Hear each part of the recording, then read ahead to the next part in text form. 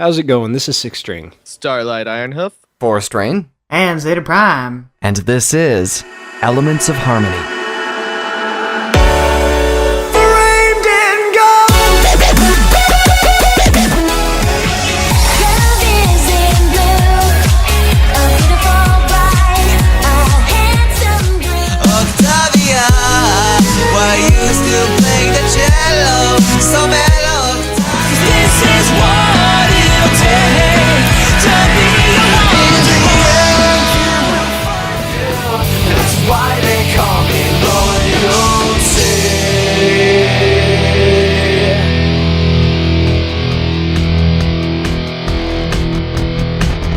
Tonight on the show, we speak to a brony who is known and loved across the country, a staple at nearly every major convention, the Brony Jesus himself, Tarby, the mastermind behind an epic and infamous one-man cupcakes-themed rock opera.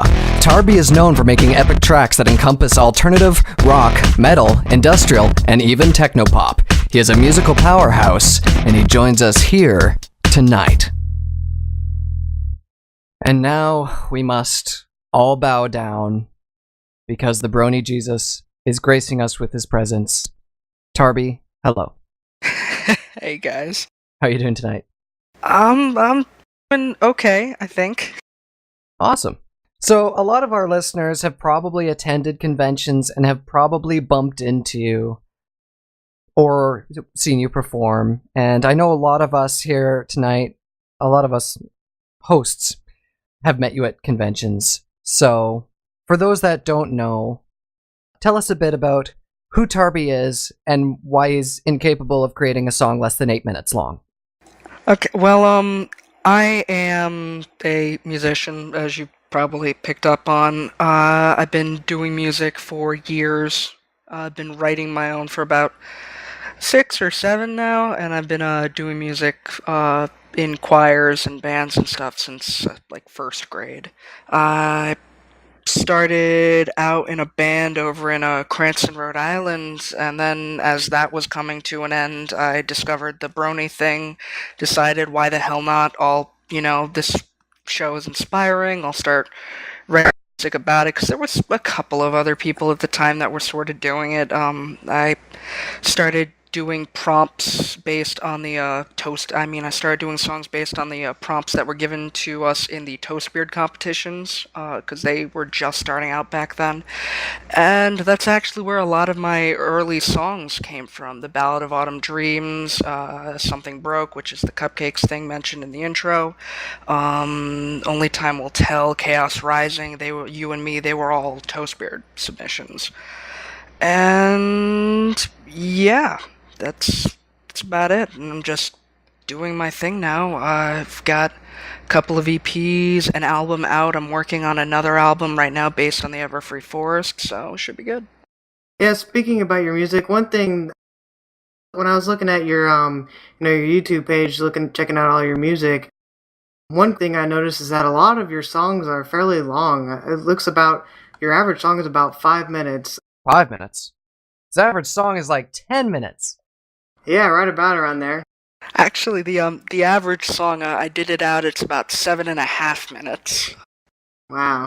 I have no idea why, you look on the channel, I think the only song that's less than 5 minutes, I think there's 3, and the shortest one is 2.5, and it's literally a quick acoustic little ditty thing. I guess I have a lot to say. I think that's what it boils down to. Every single one of my songs, to some extent or another, is a story, and I don't like to skimp on the details. Plus, most of my stuff is really, low tempo. There's very little of my material that's faster than 140 BPM. So it's very mid-tempo to low tempo. Most of my stuff is about 90. And it's just same chorus, progression, verse, etc. sort of thing, and I'll just sometimes add unnecessary verses, or make the bridges really, really long, because hey, I found this riff that I've wanted to use for 2 months, might as well throw it in here, it'll work. Because I don't really cater to, I guess you could call it the pop song length thing, because my stuff's not ending up on the radio anytime soon, so I just figure, why inhibit myself? If I got something to say, I'll say it. Yeah, an interesting thing I noticed is you actually incorporate a lot of different genres Yeah. with your music. Is that part of just sort of participating in the Toastbeard stuff, or is that just you have a lot of influences? It's yes, sort of both. I haven't done Toastbeard in a while. I think the last two I did the songs never saw the light of day, but the last one notably was a disco song, like complete friggin' Bee Gees ripoff sort of disco. And it's just I don't know. I found competitions like that gave me an opportunity to be able to do weird things. Gave me the ability to, or the opportunity to be able to experiment with new styles. And before that, when I was in the band, all the songs sounded like, it was very much a ripoff of that sort of modern alternative metal sort of sound. That's kind of what I was writing. I had a couple of demos of stuff that sounded like Pink Floyd, but outside of that, I was kind of stagnated in my tone, and getting into the Brony fandom and into that Toastbeard competition sort of allowed me to open my horizons, open sort of my influences, and it was actually the intensely I don't want to say overpopulated, but definitely the largely populated electronic side of the fandom that really started letting me experiment with more synthesizers, with electronic drum beats, with samples, and that's sort of where the industrial sort of sound that's starting to take over my style came from. It was from being around people like Jackalap, General Mumble especially, Alex S., the really awesome bass synth leads that they would come out with. I was like, I want to do this, but I don't want to stop playing guitar, so that ended up being obsessed with Nine Inch Nails for a year and a half as a result of that infatuation, and here I am now. Now, Toastbeard is actually something we haven't talked a whole lot about on this show, which of course it's a music compo, was very, very big back in the day, got a lot of musicians writing. Is there anything you really want to talk about with Toastbeard, Tarby? Honestly, if I weren't working, I would try and see if I could hop on that bandwagon again, because it was nice. It allowed me to be able to experiment. It's like the first song I ever did for it. I dug the demo back up and I rewrote a lot of the lyrics, and I added lyrics. I rewrote some of the guitar parts, and it turned out to be a really decent song. It's something I'm probably going to be putting out on an EP once I'm done with the Everfree album.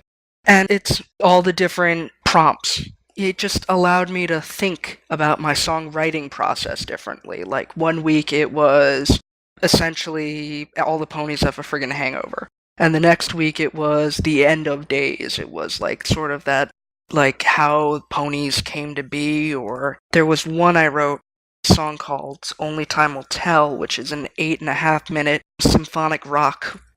Because I know that there were different headcanons about how the pony population and the pony civilization sort of was birthed out of the human civilization, sort of like an Adventure Time-esque sort of incident. And I wrote a song about that, and now I still get messages to this day asking if it was about Fallout Equestria, I've never read it once, so... But yeah, it's the Toastbeard competition really did allow me to push my limits in ways that I wasn't really able to do before, because it was sort of like I'm challenging you to do this, be experimental about it. And I found myself really rising up to the challenge a lot.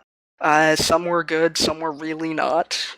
Those songs didn't end up being publicized anywhere, but it just... Ever since I started working full-time, ever since I started really trying to get my personal life in check, I just haven't had the time to do it, and I sort of regret that. For all of you listening, Toastbeard, it actually started off to be something to encourage musicians to keep writing music in the fandom, and what they did is they held competitions where they would come up with a theme, and the musicians would write their music around that theme, and there would be competition writing period of about 1 week long. It was always a limited time period, and then they would go through, listen to the music together, and then vote on which one won. It's a pretty interesting name. Is there a story behind that? Yeah, actually, if I'm correct, the name Toastbeard is actually a bastardization test board. Oh, test board, okay.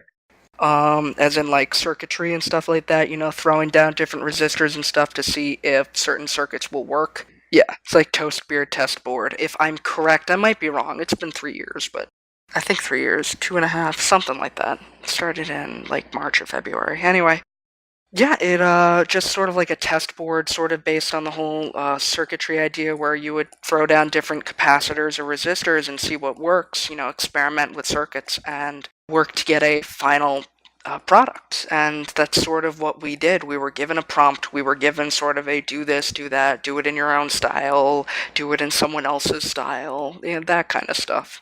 And it was hella fun. Yeah, it's a really awesome thing that they ran, and there's a lot of musicians out in the fandom that have done stuff for it, including big names like Glaze and stuff. So for anybody interested in the Toastbeard stuff, go check it out at toastbeard.bronyradio.com. Yeah, no, it's still running now. I haven't been able to keep up with it, but it's definitely something that new musicians should check out. The thing is, a lot of people, part of the reason I stopped doing it is that just as things started to get hectic in my own life, a lot of people were coming in and were going on about, ooh, I almost won this time. And it's really not about that. It's, you go in there, you experiment, you have fun, and that's really the point of it. You push yourself. The whole point is to push your own limits, see what you can do and what you can make, expand your horizons. It's not really about the winning. I mean, nobody won anything. There were no prizes or anything. It was a title, like, oh, I won the Toastbeard competition, guys. Don't you know? It's just stuff and things. How did you actually come across Toastbeard originally? Actually, I was a Rose Luck role player on Pony-chan. And I was going around the musicians page on it one day and stumbled across it. It was the first week. It was like the first day it was posted, and I was like, this sounds cool. I'm going to find a demo that I'm doing absolutely nothing with and sort of submit it to that and see what happens. And it ended up being, I tidied it up. I made it fit the theme best I could, and it ended up being an interesting experience. So I did the next week, and I did the next week, and but yeah, no, I found it because I was just fooling around on Pony-chan because 4chan scared me. So. Because yeah, that's actually how I had learned about Toastbeard, was through Pony-chan, because I jumped in there when Pony-chan first opened.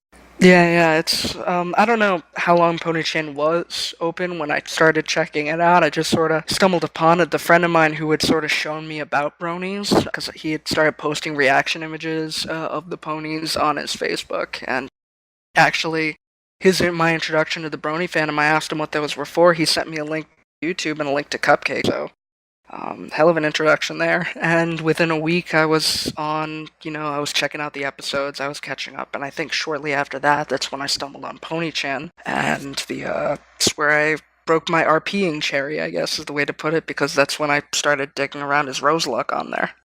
Okay, hold up. So you were introduced to the fandom.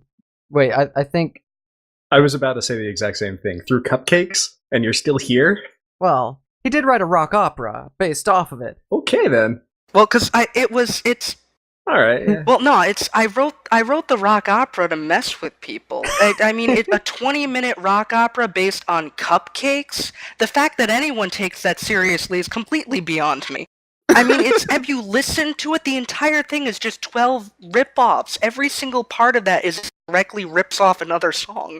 It's like, I don't know, I wrote that because the people in the Toastbeard group were making jokes about the fact that my songs were 20 minutes long, so I went, you know what, I'll write a 20-minute long song. And the theme that week was based on Party of One, so I was like, you know what, might as well go the whole 9 yards. They want me to go extreme, I'll go extreme. So I did. And it ended up winning. Well, cheers! I think this is a recurring theme, because last week we had Slifstorm, and he was introduced to the fandom by Rainbow Factory. Oh yeah, I forgot about that. Yeah, another Toastbeard song. Blood and gore makes for good music, I guess. It really does. Yeah. Well, it's I don't know, the thing about Cupcakes is that I laughed when I read it. I couldn't take that shit seriously. It was like 3 pages of unnecessary, over-the-top gore that, their low-budget horror movies were better than that fanfic. It was obviously written to piss people off. You want stuff that's better? There's a movie called Unholy. It's this really terrible, I think it was a Redbox exclusive when Redbox was still relevant, and it was, Hey, I still use Redbox. well, I do too sometimes, but there was a period of time when it was actually relevant, and it was like the big thing, and there was this one movie on there called Unholy, and it was god-awful, and you know what? It was better than Cupcakes. Cupcakes is terrible. You know, I wrote it, I wrote Something Broke to mess with people. I didn't expect anyone to take it seriously. And now look at me now. I'm writing a 2-disc album based on it. It's oh Lord, That's awesome. I'm speechless. It's just beautiful. dramatic irony at its finest. While we're kind of off on the music subject, quick question: how did the Brony Jesus thing start? Oh god. Well, apparently, if you have long hair in the fandom, you're Jesus. And I've always had long hair, and I had always sort of been called Brony Jesus because I took a picture of myself and I had like ass length hair. You know, it was all down my back. I actually cut it about a year and a half ago and have been keeping it sort of just above or just beyond my shoulders, just so I could keep it in check. But I took a couple of pictures and people are like, "Oh my God, you have facial hair and long hair, therefore you look like Jesus." And so I sort of rolled with it because a couple of people were doing it. I was like, that's funny. And then I took a picture of roommates when I first moved to Seattle, had curled my hair and taken a picture. And the lighting was right enough that someone actually photoshopped my head onto a painting of Jesus with the caption Brony Jesus. I'm still getting notes on that list, I think. Oh yeah, that picture's all over the internet. I don't think I still... Oh, I'm pretty sure Final Draft has it somewhere. See, I had thought that the Brony Jesus thing started at Canterlot Gardens, but I think that might have just been where they actually took a Brony Jesus shot of you. Probably.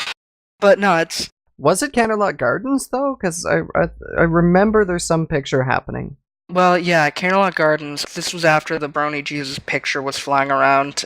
All throughout Canterlot Gardens, Final Draft was making Brony Jesus jokes. Every time I got within 20 feet of him, he would do Gregorian chants. I like it. I mean, you just look very enlightening. It isn't even just the hair or the facial hair. It's how enlightened you look all the time.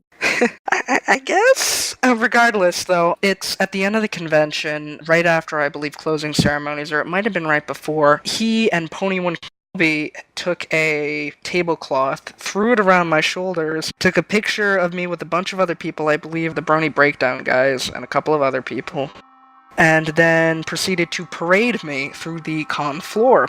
I just looked at it and I'm freaking dying right now. You're listening to Elements of Harmony on Everfree, and this is Tarby with Silent Still.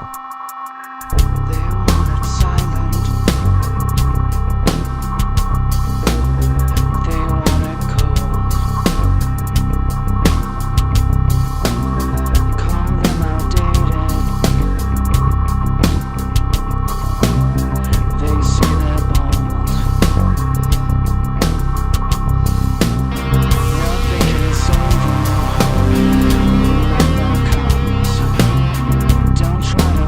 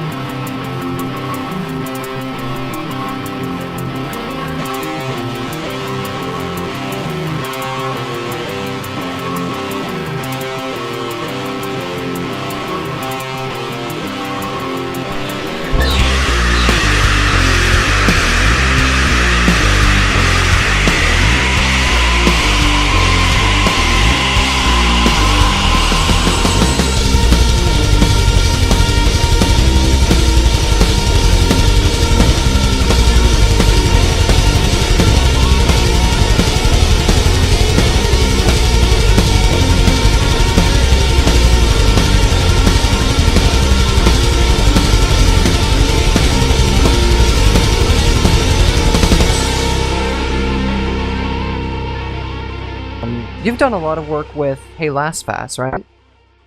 I guess I've done a lot of live work with him.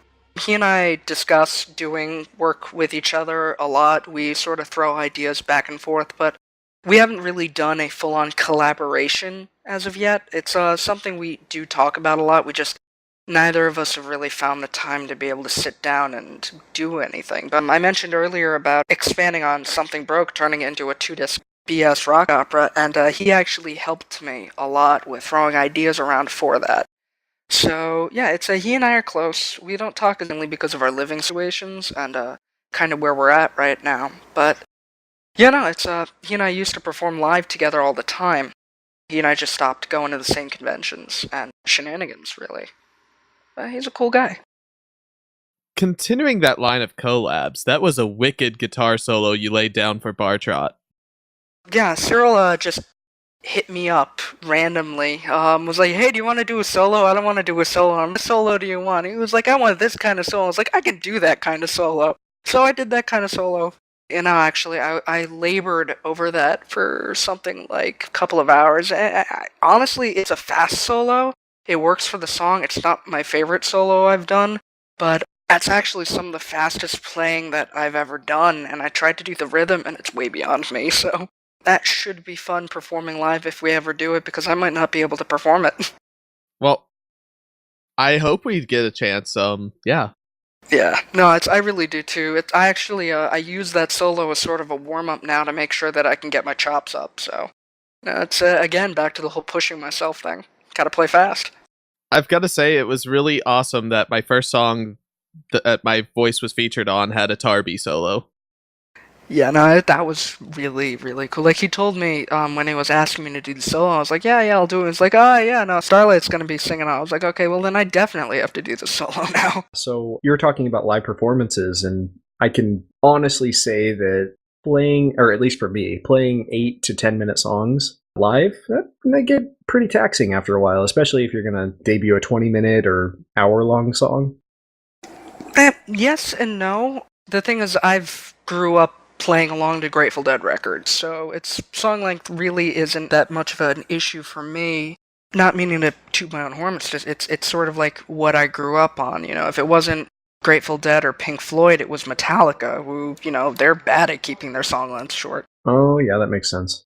Yeah, so shenanigans upon shenanigans. It just really, in performing the long songs, what I try and do is I try and keep it so that it's less like performing, like especially with Something Broke. It wasn't we're going to perform the entirety of Something Broke. It's we're going to perform the 12 of Something Broke, and sort of just lay them into each other. And that's the really cool thing about how I write is I do it. The longer the song is, the shorter the segments are, and it'll end up being less a 20-minute song and more a song with 12 vignettes, which could be, in and of themselves, their own songs. I mean, there's been many a convention that I've gone up and just performed the Cloudsdale segment of Something Broke. And it's sort of how I do that. I mean, Dream Theater does the same thing with their 6 Degrees of Inner Turbulence suite. They will oftentimes perform the Test at Something All or Goodnight Kiss by itself without playing the rest of the song, and it'll be great as a standalone. So, yeah, it's just about really the mindset and, telling people certain part, and also we're going to do this part, and just focus on this part specifically. And eventually, we just take a 10-minute break after we're done with the 20-minute song. Put on some fun Last Fast music in the background. Yeah, that makes sense. One of the challenges that I'm sure you face with performing at so many conventions is finding people to perform with you. Now, I know with the artists kind of in the, well, quote-unquote acoustic side of the fandom, as opposed to the electronic side of fandom, we're all kind of chilling. We all kind of know everybody else's music, right? So we show up at a convention, we all kind of know each other's songs, but how difficult is it to actually put together a band for a set? Actually, it depends. For something like BabsCon or for MSB MLP, it's gonna be a pain in the butt. For some conventions, it's a pain. For others, it's not. Like for Everfree Northwest, you've got Automatic in Portland. You've got a bunch of people who go there who know my stuff. Don DeVore's there to play keys or guitar. You've got Jack to play drums. I've got a bassist up there. And I can usually find another guitarist to pitch in that knows my stuff or is willing to learn. But for stuff like MSP, MLP, I'm probably going to end up having to fly Automatic Jack out there. Like, he's trying to get his own set right now, in which case we're going to have to try and figure out how to get him a drum kit. And then from there, I have to find a bassist. I have to find at least someone to cover either guitars or keys. Like, I have to have one of them. I can do a set with 2 guitarists and no keys. I can do a set with a keyboard and 1 guitarist. But it's really hard for me to do just the guitar. You're not a fan of backing tracks, then? Not a fan of what? Backing tracks? I always use backing tracks. It's less about the backing track, because the backing tracks I use for the electronic I use it for, I open BronyCon with a backing track. I'm working on backing tracks for Rejected and for most of the material that's coming on the new album. The thing is, it's less of a live aesthetic, it's less of a live feel. It's one thing to be able to play stock performance over a backing track. It's one thing to be able to play, okay, so I have to perform this, I have to perform that, and for them to be really no chemistry to it. But it's another thing if you've got a second guitarist up there that you're able to have solo over the stuff while you perform some rhythm underneath it. It's another thing to have the bassist come in and do some shenanigans on it. And I find that the audience likes it more when there's people to really shenanigan their way up there through the song. It's more fun, it's more of a live atmosphere. In BronyCon, I got people pumped. The first song I opened up was a drum and bass inspired track called What You Hope to Find, which is also going to be on the album. And I just pumped it out. I tried to get the people on stage as energetic as possible, moving around as possible. And I think if I were just up there performing in front of a backing track with 1 or 2 other people, the same effect would not have happened. It would have been a lot more stale. It would have been a lot more going through the motions, and I don't like that. I like being energetic. It makes it more of a pain in the ass to get the work done, but, it is what it is. Show must go on, the show. Yeah. Your BronyCon set was really energetic, and it was surprisingly jazzy. Yeah, I only ended up doing 2 songs because of, set timing issues that I don't really want to get into. The songs I did What You Hope to Find, and then the second song was a collaboration I did with Feather called Don't Say You Want Me. I wrote I wrote music to something that was heavily inspired by that sort of 90s alt-rock, pseudo-industrial sort of, like, the band Garbage, that kind of stuff. And I had no idea what to do with the song. I threw it at Feather, and she was like, yeah, I can sing over this, and within a week had final takes on vocals and lyrics written. And the song was released like a week after. So we ended up, because she was going to be there, I was like, we need to do this song. We ended up performing it together with my friend Klisk on bass. And yeah, it was a bit of a jarring change between What You Hope to Find and that, but I think it worked well enough in the end. The audience liked it. The other thing I wanted to ask too is that with all the people that you've performed with and with all the conventions that you've performed at, do you have a favorite band? As in group of bronies put together to perform on your sets? I do, but for the sake of being polite and courteous, I'm not going to say who those are. Oh, come on. They're not listening. Switzerland! Okay, well, Automatic Jack is pretty much my go-to drummer because he's close and because he's used to playing heavy stuff. He also has a kit at his disposal. He performs in a local band that's really heavy stuff, like, just really, really heavy stuff. I've been to a couple of his rehearsals, and damn. Plus, he's played out, he's done shows, he is a matured, experienced musician. So he's my go-to drummer. I try and get him at cons whenever I can. Bass, it's a toss-up really between Cyril, Pony1 Kenobi, and a guy locally, Gamma, Bram Briscorn, who's in Seattle. And he performed with me at a local show. He's 17 right now, I think, but yeah, he's a really good bassist. Cyril's a really good bassist, and Pony1 Kenobi's a really good bassist, though I like him more when I do lighter sets, things like You and Me, Chaos Rising, and Cyril more when I'm doing the heavier stuff, like What You Hope to Find and Rejected. So really, if I can pick between the two, it'll usually depend on what sort of set I plan on doing. Keys generally is Don DeVore. I don't really know anyone else who plays keys. P1K joined up on stage with me once, but we didn't really have much in the way of keyboards at our disposal, so it ended up really not working out. Nothing against his playing, just that actually the whole LPU concert was kind of crap, but Actually, it was, oh man, that was a terrible show. I like to forget it existed. People say that the con going bad was like the worst part. No, my performance was bad. Don't worry, with how drunk I was, I don't even remember your performance. I don't think many people were there. It was something like 10 people who showed up. Everyone else was at parties because it was Vegas. Well, I was up in the skybox watching from there. Well, I was also debuting a lot of new material. And the beautiful thing about Everfree Northwest is that I had been working with people for months before in preparation for the Musiquestria tour, God rest its soul. And that's sort of the same story with BronyCon because it was the same band because we traveled across the country. And we had performed the same songs or the same group of songs every single night that we had a performance. And we had them down by the time we got there. And we had them down by the time we did Everfree. And it was a really, really nice change from the sort of haphazardly thrown together performances that I was doing before. And it gave me a new standard on kind of the quality of the performance that I want. As for guitarist, Fenning played with me on the tour. He's an okay guitarist. There's really no one else I know of who has joined on to play guitar with me. So I really have nothing to go on with that. And again, same thing with keys. The only people who have done it have been P1K, who's okay, and Don DeVore, who has all of the equipment that I could ever want to use. Like, he actually brings up an entire Mac Pro when he performs. So. Don has a really nice setup. Yeah. Yeah, his rig gets the job done.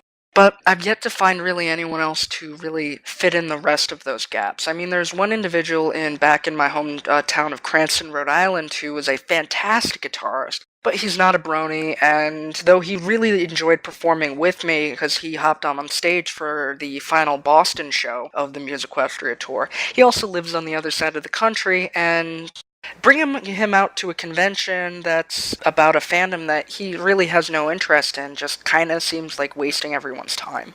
So, I've yet to find... I was going to say, I play keys, but I never have a visa. Yeah. Well, except for the time that I had... Well, no. International visa to be able to perform. I only got that once, but like the costs involved with it, like it was $680 for me to perform at 2 conventions over a 1 month span. So I'm not. But you're not even getting paid. What? Well, I had some of it paid. I didn't ever recoup my costs totally. At least from convention stuff. I have a lot of awesome fans who sent some money to help out, so that was really good. Yeah, fan support is really helpful. It's like, really. Yeah, like it's amazing what fans will do for you to see you perform. It's really kind of heartwarming, actually. Yeah. However, to kind of bring this back to the music side, what actually got you into playing guitar? I wanted to get laid. Oh, right. So it was because you wanted to impress some girls.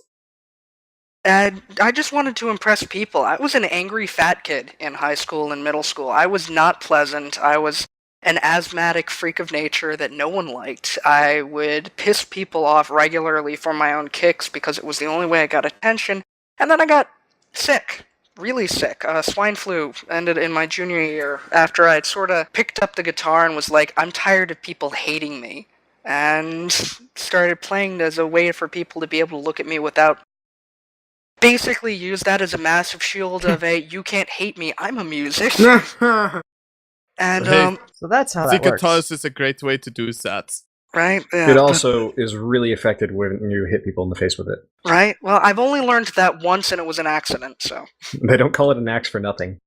But regardless, yeah, I started doing local battles of the bands where I would be terrible, and because all of us were learning our instruments. My old band, the Random Band, classy band name there. Some of my best naming right there. It's the best name. Right? Yeah, we were okay. But we all learned our instruments with that, with the exception of, the 2 bassists that came along, because we ended up going through bassists really, really a lot. Yeah, just by the time we were all done, we were all focused on other projects, and drummer's not talking to me for some reason right now, but yeah, just... that sort of fell apart, and right around that same time, I had just been recovering from being sick. And I just kind of looked at everything and went, you know what? Playing guitar is doing absolutely nothing for how people view me as a person. So I'm going to just basically hide away for a year. And I actually admittedly got really depressed and sort of fell off the face of the earth. Eventually, I pulled my head out of my ass. I ended up moving to my grandmother's house, got a job, got my GED, and just started really pimping this whole brony music thing because it was people were listening to my stuff, and I started actually writing music because I enjoyed it. You know, it's so many years of trying to write in order to impress people, and it turns out that I just genuinely enjoyed doing it. And that's kind of where I am now. I stopped every time I say something, every time I go onto a podcast like this, or I go online before I post something, I stop and go, is saying this gonna make me an asshole? And sometimes it's yes, sometimes it's not. Sometimes I post it anyway if I think that I can get away with it, but like, it's just, I don't know, growing up being the one person that even playing like music and being a guitarist could not help out with their social status kind of made me step back and think, maybe I need to change something about my behavior. So I started doing music for the music and started just being a decent human being, and it's worked out well enough so far. So, Tarby, I had two last questions, just kind of wrap up this part of our interview. Outside of the fandom, what is one of your biggest inspiration? Ooh, Nine Inch Nails, definitely as of late. Devin Townsend, all of his projects are also a huge inspiration, as are Pink Floyd and Alter Bridge. I think those would be the top four. Tarby, can I marry your musical influences? Just, oh my god. Same. Yes, you can. I mean, I've heard you talk about Dream Theater, Pink Floyd, Devin Townsend. These are some of my favorite musicians. Yeah, like Pink Floyd's been my favorite band since I was a kid, and Nine Inch Nails and Devin Townsend are sort of tied for two. Then there's Alter Bridge, then there's the Grateful Dead's up there, Gary Newman is up there, a whole bunch of other people. I actually posted a top 10 list recently on Tumblr, so. So, a young musician walks up to you and asks you for a little bit of advice. What would you say? Play as many covers as you can, and then emulate said covers. Yes! Thank you! One of the big things that has helped me has been mimicking and copying. It's all mimicry. When you go to school, when teachers teach you stuff, they write it on the board, you mimic it by writing it down on your paper, and that's kind of how it sticks. When you're learning a new language, people find that it's a lot easier for you to learn when you learn through immersion. It's sort of the same thing. Like, if you really like to play metal, put on a metal album, put on Ride the Lightning, put on some Meshuggah. If you have an 8-string guitar tuned to drop F, F not being the actual key, but F being the swear I'm not allowed to say. And just play along with it. Even if you don't know the actual song, solo over it. Some of my better solos have been inspired by the minimalistic techniques of David Gilmour. One of the first solos I learned was the acoustic solo at the beginning of Wish You Were Here. So, one of the reasons that I am here today, one of the reasons that I can play as many styles as I can, because, I looked into being a session musician locally, and I actually think I'd have a better chance doing it in Seattle, but, it is what it is. But it's because I went out of my way to pretty much play everything. And if you play everything enough, eventually you'll pick up something. Because it's just how it works. I mean, it's like when I really got into my metal phase, it was my real big introduction to it was Strappy Young Lad and Devin Townsend, which is the reason I play an open C guitar tuning. And so I spent something like a month learning the entirety of the Ziltoid the Omniscient album, and it's that kind of metal stuck. It's where we ended up with Rejected. It's where a lot of the stuff off the Escape album and a lot of the stuff off my new album came out. And you listen to all the stuff before that, You and Me, you listen to, which is basically a Green Day ripoff, Chaos Rising is a Led Zeppelin ripoff, etc., etc., etc. If you want to start playing music, play covers. If you want to start writing music, pick a song or two and try and emulate it, but make it your own, because it is very easy to get called out for plagiarism with that. Alright, Tarby. On behalf of that young musician, I just want to say thank you for your words, and it is very insightful. And I'm sure a lot of people who are listening in, who maybe want to take a little inspiration from you, will definitely be very thankful for those words. No, not a problem. I really, really do love answering questions and stuff, so I love doing interviews. I love when people ask me stuff on YouTube, on Twitter, on Tumblr, etc., etc. I don't know. I just if people want to know something, I'm an open book. Just ask. It's no biggie. You're listening to Elements of Harmony on Everfree Network. This is Tarby with One Wish.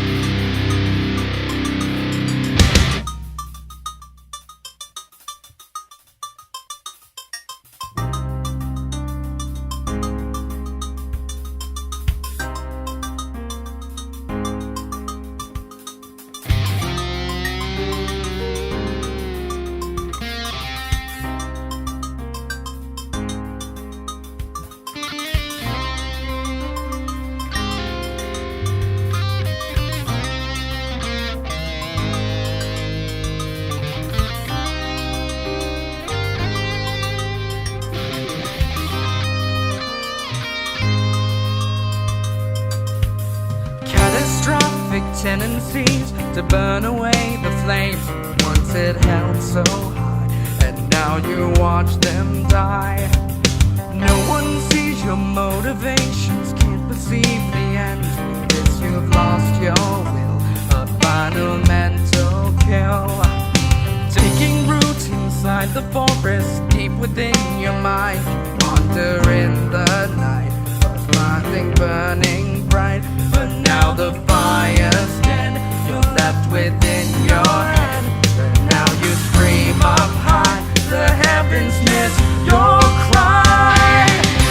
In the dark of the moon, you try to be alive. In the back of your mind, you fight just to survive. All around you in the dark, all you feel and see are the faces and the voices telling you how to be. Can't find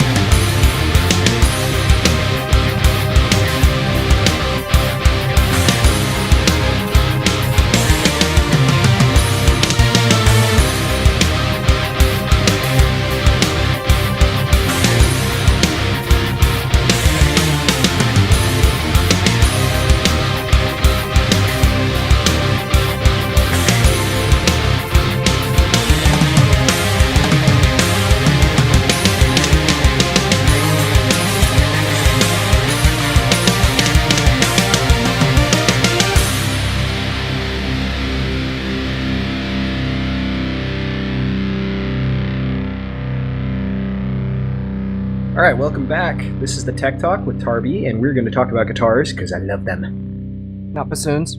Maybe bassoons. You guys said you were going to talk about bassoons. What about oboe? What do we want to start with? Wood. Let's get wood.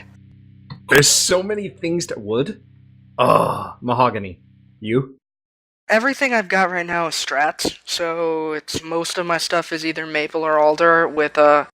I have one guitar, my Open C guitar, which is a maple fretboard, and one which is the red one with the mirror pickguard. Okay. So, like, no swamp ash? Okay, now with the different types of wood, that all gives out a different timbre with the tonality of the guitar. So would you mind just kind of talking about that, you two, before you get into your huge geek out? Oh yeah, I guess we should probably talk about that. Okay, so for me personally, I prefer mahogany just because I really like a well-rounded tone. Mahogany is a very dark, heavy wood, and it translates, and you get I don't know how to explain it. It's weird. It's just there. You hear it and you feel it, and it's awesome.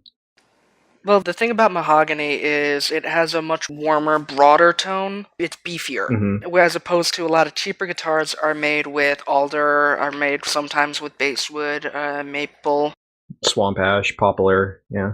Exactly. And they tend to have less of a brighter, less of a resonating tone.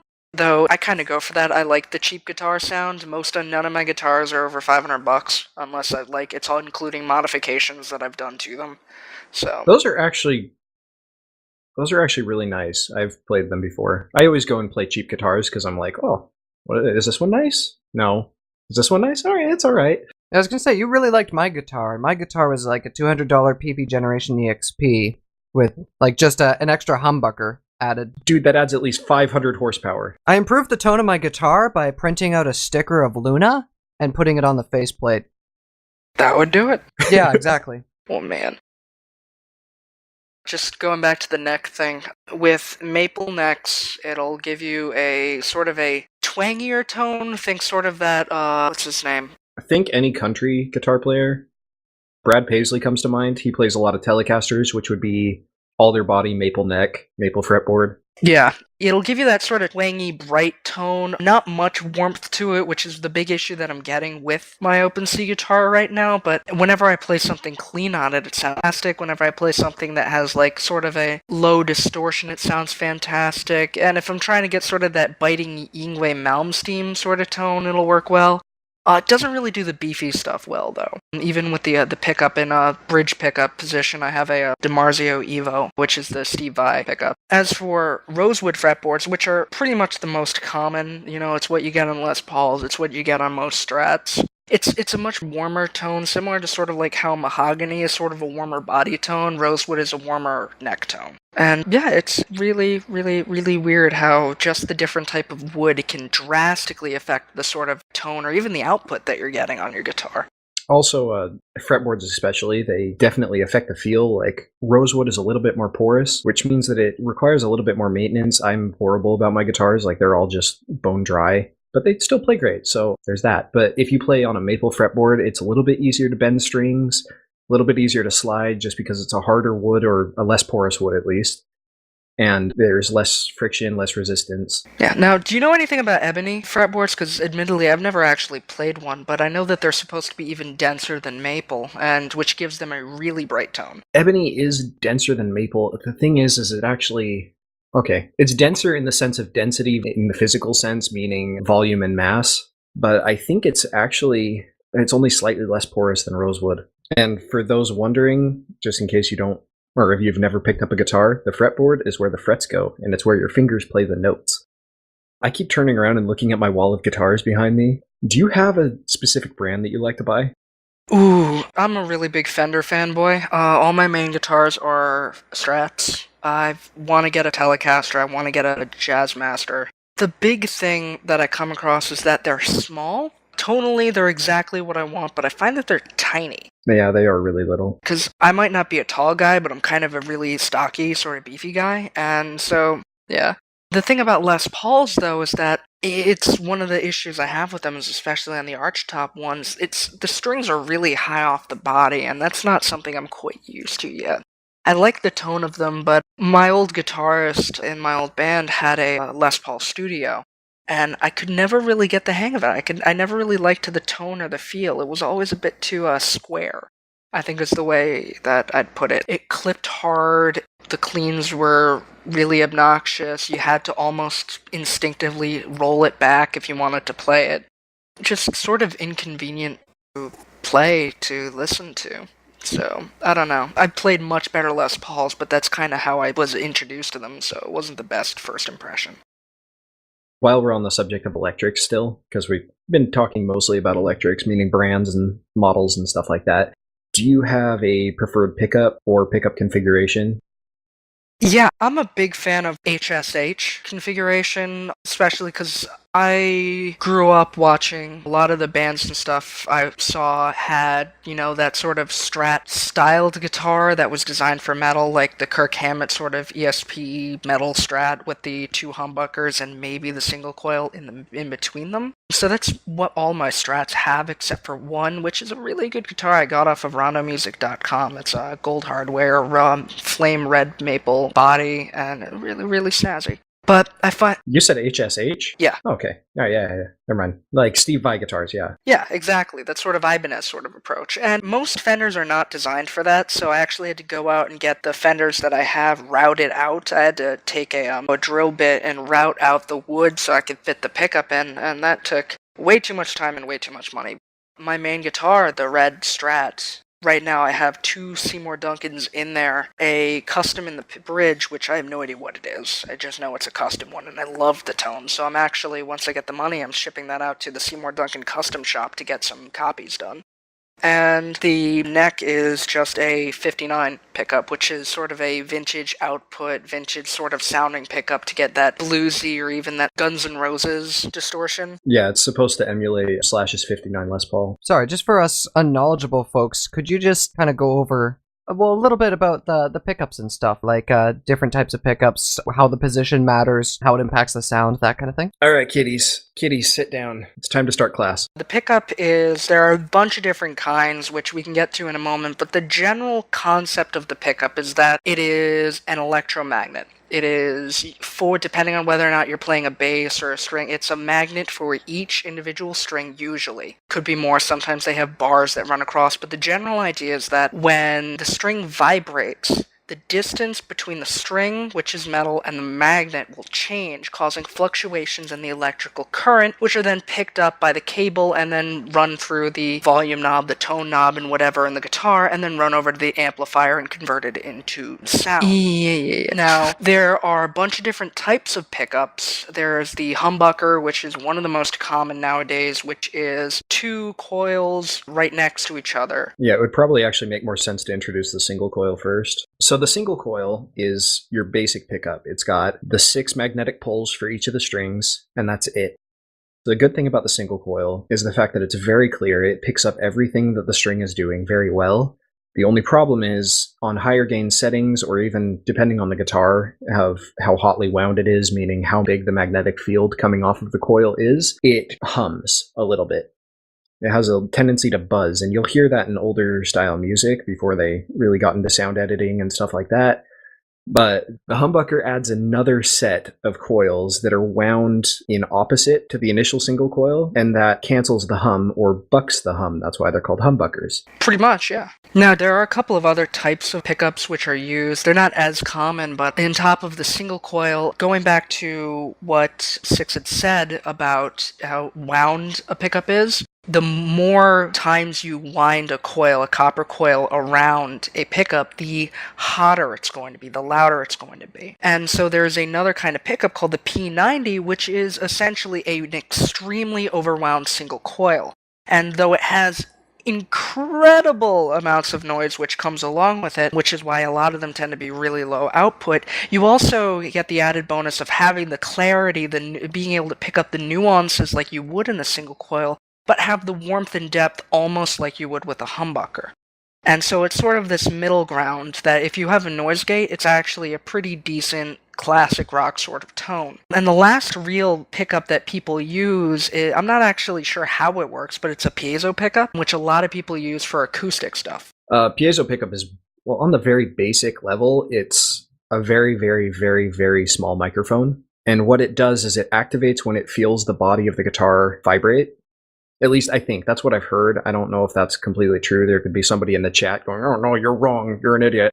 Yeah, the piezo pickup is literally just a piezo inducer, which is, it's oftentimes the thing used in electronic drum kits. Basically, what it does is it just picks up vibration. Okay, well, just now that we're in the piezo thing, there's also the other end of the spectrum, because we've been talking a lot about electric guitars, there's acoustic guitars, where the piezo pickup and even some single coil pickups are used frequently. Do you have any acoustic guitars? Because I have an old Epiphone one that I sort of use when I need to. Yeah, I've got a Breedlove Atlas 12 string, which I think the jack actually is broken on it because it doesn't plug in very well anymore. Oh, that's a shame. Yeah, it's fine. It's loud enough. Yeah. Acoustic guitars have been around for centuries, and they were built upon variations of old lutes and lyres and stuff like that. And they have a sound hole. They usually have a really thick open body in order to be able to resonate the tone and sort of naturally amplify it. However, with the advent of the big band, with the advent of, the drum kits and a whole bunch of other amplified systems, they needed something to be able to amplify it a bit more. Yeah, to be able to compete with those volumes. Yeah, I mean, there's the gypsy guitars, the gypsy-styled sound holes did help a lot. Like, if I'm correct, the kind that Django Reinhardt used, which were a much more oval sound hole, which ended up being a lot louder than the standard acoustic dreadnought sort of style. But the thing is, you lose in the warmth and the clarity of the acoustic guitar. You gain in volume with the electric. And it really, they play completely different styles. It's really hard to be able to play and get the same thing to sound the same on an electric that you would on an acoustic. It's practically a completely different instrument. I mean, whereas you need metal strings to perform on an electric for them to be able to be picked up, you often use a different kind of metal on the acoustics. In fact, originally acoustic guitar strings were made out of sheep intestine. That's interesting. Yeah, it's a lot of the original strings were made out of that. We reached the end of the show this week. Thank you very much for joining us, Tarby. Not a problem. We'd love to be back soon. So be sure to tune into Everfree Network this weekend. On Saturday, we have Eastern Sounds at 1 p.m., Mixology at 6 p.m., and Saturday Night Songs with Michelle Krieber at 9. On Sunday, we have Blue Screen Bronies at 7 p.m. and Pekka Sisters Live at 9 p.m. All times are in Central. Thank you very much for joining us this week. Until next time, this is Forest Rain, Starlight Ironhoof, Zeta Prime, and Syx String. Goodbye for now. Get back, taking the anger that's bleeding through your soul. One moment poised for the taking, the next you need to go. One question burning inside you, one answer you'll never find. Look up and hope for the guidance you needed all this time.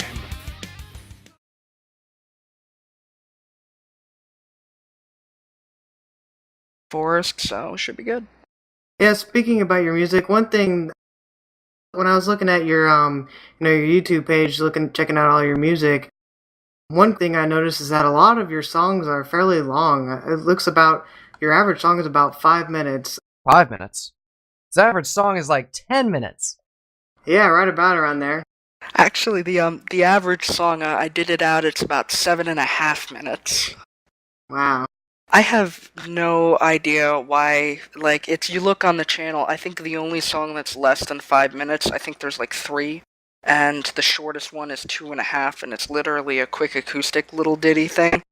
I guess I have a lot to say. I think that's what it boils down to. Every single one of my songs, to some extent or another, is a story, and I don't like to skimp on the details. Plus, most of my stuff is really, low tempo. There's very little of my material that's faster than like 140 BPM. So it's very mid-tempo to low tempo. Most of my stuff is about 90. And it's just same chorus, progression, verse, etc. sort of thing. And I'll just sometimes add unnecessary verses or make the bridges really, really long because, hey, I found this riff that I've wanted to use for 2 months. Might as well throw it in here. It'll work. Because it's I don't really cater to, I guess you could call it the pop song length thing, because my stuff's not ending up on the radio anytime soon, so I just figure, why inhibit myself? If I got something to say, I'll say it. Yeah, an interesting thing I noticed is you actually incorporate How's it going? This is Syx String. Starlight Ironhoof. 4-Strain, And Zeta Prime. and this is Elements of Harmony. Framed in gold.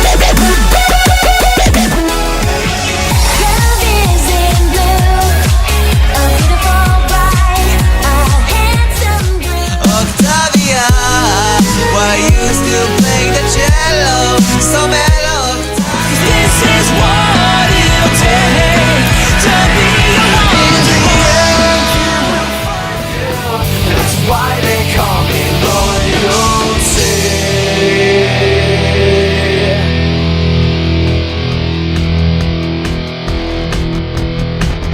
Tonight on the show, we speak to a brony who is known and loved across the country, a staple at nearly every major convention, the Brony Jesus himself, Tarby. The mastermind behind an epic and infamous one-man cupcakes-themed rock opera, Tarby is known for making epic tracks that encompass alternative, rock, metal, industrial, and even technopop. He is a musical powerhouse, and he joins us here tonight. And now we must all bow down because the Brony Jesus is gracing us with his presence. Tarby, hello. Hey guys. How are you doing tonight? I'm doing okay, I think. Awesome. So, a lot of our listeners have probably attended conventions and have probably bumped into you, or a lot of different genres with your music. Is that part of just sort of participating in the Toastbeard stuff, or is that just you have a lot of influences? It's yes, sort of both. I haven't done Toastbeard in a while. I think the last two I did the songs never saw the light of day, but the last one notably was a disco song. Like, complete friggin' Bee Gees ripoff sort of disco. And it's just, I don't know. I found competitions like that gave me an opportunity to be able to do weird things. Gave me the ability to, or the opportunity to be able to experiment with new styles. And, you know, before that, when I was in the band, all the songs sounded like, you know, it was very much a ripoff of that sort of modern alternative metal sort of sound. That's kind of what I was writing. I had a couple of demos of stuff that sounded like Pink Floyd, but outside of that, I was kind of stagnated in my tone, and getting into the Brony fandom and into that Toastbeard competition sort of allowed me to open my horizons, open sort of my influences. And it was actually the intensely I don't want to say overpopulated, but definitely the largely populated electronic side of the fandom that really started letting me experiment with more synthesizers, with electronic drum beats, with samples, and that's sort of where the industrial sort of sound that's starting to take over my style came from. It was from being around people like Jackalap, General Mumble especially, Alex S., you know, the really awesome bass synth leads that they would come out with. I was like, I want to do this, but I don't want to stop playing guitar, so that ended up being obsessed with Nine Inch Nails for a year and a half as a result of that infatuation, and here I am now. Now, Toastbeard is actually something we haven't talked a whole lot about on this show, which of course it's a music compo, was very, very big back in the day, got a lot of musicians writing. Is there anything you really want to talk about with Toastbeard, Tarby? Honestly, if I weren't working, I would try and see if I could hop on that bandwagon again, because it was nice. It allowed me to be able to experiment. You know, it's like the first song I ever did for it, I dug the demo back up and I rewrote a lot of the lyrics, and I added lyrics, I rewrote some of the guitar parts, and, you know, it turned out to be a really decent song. It's something I'm probably going to be putting out on an EP once I'm done with the Everfree album. And it's all the different prompts. It just allowed me to think about my songwriting process differently. Like, one week it was essentially all the ponies have a friggin' hangover. And the next week it was the end of days. It was like sort of that, like how ponies came to be. Or there was one I wrote song called Only Time Will Tell, which is an 8.5-minute symphonic rock. Because I know that there were different headcanons about how the pony population and the pony civilization sort of was birthed out of the human civilization, sort of like an Adventure Time-esque sort of incident. Seeing you perform, and I know a lot of us here tonight, a lot of us hosts, have met you at conventions. So, for those that don't know, tell us a bit about who Tarby is and why he's incapable of creating a song less than 8 minutes long. Okay, well, I am a musician, as you probably picked up on. I've been doing music for years. I've been writing my own for about 6 or 7 now, and I've been doing music in choirs and bands and stuff since like first grade. I started out in a band over in Cranston, Rhode Island, and then as that was coming to an end, I discovered the Brony thing, decided why the hell not, this show is inspiring, I'll start writing music about it, because there was a couple of other people at the time that were sort of doing it. I started doing prompts based on the I started doing songs based on the prompts that were given to us in the Toastbeard competitions, because they were just starting out back then. And that's actually where a lot of my early songs came from. The Ballad of Autumn Dreams, Something Broke, which is the Cupcakes thing mentioned in the intro, Only Time Will Tell, Chaos Rising, You and Me, they were all Toastbeard submissions. And yeah, that's about it. And I'm just doing my thing now. I've got a couple of EPs, an album out. I'm working on another album right now based on the Everfree